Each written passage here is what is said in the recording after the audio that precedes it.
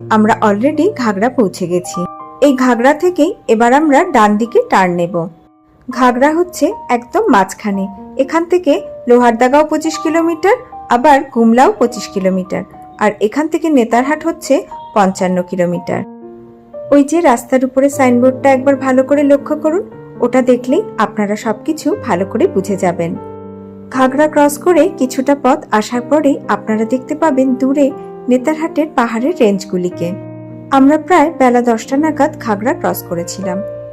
সেই অনুযায়ী 55 কিলোমিটার মানে নেতারহাট পৌঁছাতে আমাদের আর 1 থেকে 1.5 ঘন্টার মতোই লাগা উচিত।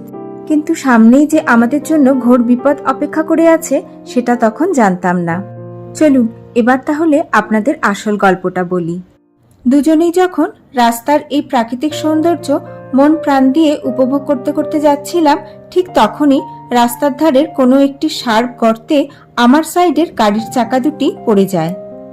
আর তখনই প্রচন্ড শব্দে সামনের একটি এবং পিছনের একটি টায়ার বাস্ট করে, আর সাথে সাথে টায়ার দুটি একেবারে ফ্ল্যাট টায়ার হয়ে যায়। এই যে জঙ্গলের মধ্যে দিয়ে রাস্তাটি দেখছেন, ঘটনাটি এখানেই ঘটেছিল। আমাদের আজকের এই পথ যেহেতু ছিল বেশিরভাগটাই গ্রামের মধ্যে দিয়ে, তাই এই পথে মেকানিক খুঁজে বার করাও ছিল একটা অসাধ্য কাজ। হাজবেন্ড সামনের টায়ারটি খুলে স্টেপনিটাকে লাগিয়ে নিয়েছিল, আর পিছনের চাকায় কোনো রকমে পাম্পার দিয়ে হাওয়া ভরে প্রায় 10 কিলোমিটার এসে বিশুনপুরে আমরা এই দোকানটি খুঁজে পেয়েছিলাম। এই জায়গাটি থেকেও নেতারহাটের দূরত্ব ছিল প্রায় 33 কিলোমিটার। তবে টায়ার দুটি এত বাজেভাবে ফেটে গিয়েছিল যে এই দোকানে দাঁড়িয়েও আমাদের বিশেষ কোনো লাভ হয়নি। কিছু সময়ের জন্য আমাদের তো মনে হয়েছিল যে এবারের মতো আর হয়তো নেতারহাট যাওয়া হবে না, বাড়িতেই ফিরে যেতে হবে।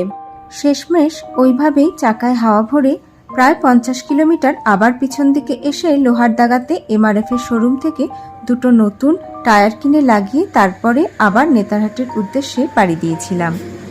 এমআরএফ এর শোরুম এই চত্বরে একমাত্র লোহারদাগা আর গুমলাতেই রয়েছে।